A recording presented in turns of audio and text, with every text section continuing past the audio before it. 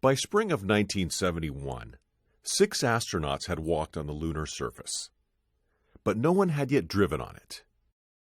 Apollo 15 carried with it the first lunar rover. This electronic moon buggy would allow the astronauts to explore further from their landing site than ever before.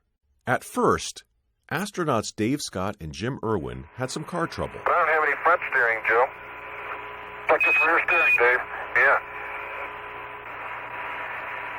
In use, the absence of front-wheel steering would hardly be noticed.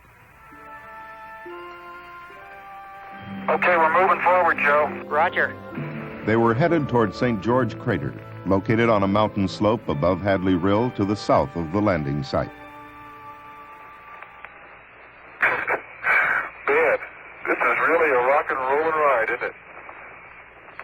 Never been on a ride like this before. Oh, boy.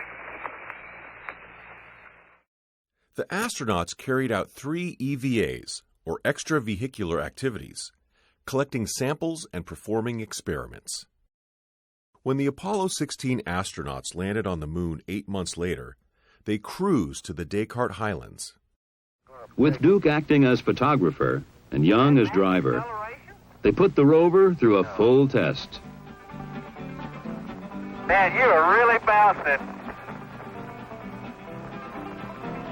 Is he on the ground at all? That's 10 kilometers. Huh? He's got about 2 wheels on the ground. Okay, turn sharp. I have no desire to turn sharp. Okay, here's a Sharpie. Hey, that's great. He's a big rooster tail out of all 4 wheels.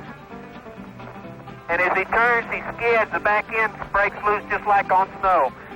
Come on back, John. Hey, the deck is running. Man, I'll tell you, Indy's never seen a driver like this. Okay, when he hits the craters and starts bouncing is when he gets his rooster tail. He makes sharp turns. During Apollo 17, the final Apollo mission, Gene Cernan and geologist Harrison Jack Schmitt traversed the area of Taurus Littrow, racking up more than 22 miles on their rover. During their first mission, they too had some car trouble. Cernan broke off part of the left rear fender when it caught on a hammer in his leg pocket. The dust thrown up was causing trouble.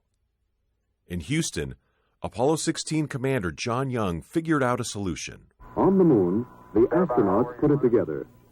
The fender section formed from a lunar map, molded with tape, then held in place with clamps from the Lunar Module Telescope. It was a repair that would last the remainder of the mission. 3, 2, 1, ignition. On our way, Houston. When Cernan and Schmitt blasted off the lunar surface on December 19, 1972, they were the last Apollo astronauts to walk on the moon. The rover's side-mounted camera captured their historic exit for the world to see. After they were gone, the rover camera panned back and forth. There was no one there. Eventually, the battery died and the television transmission stopped. The rover still sits on the moon today, an Apollo lunar leftover.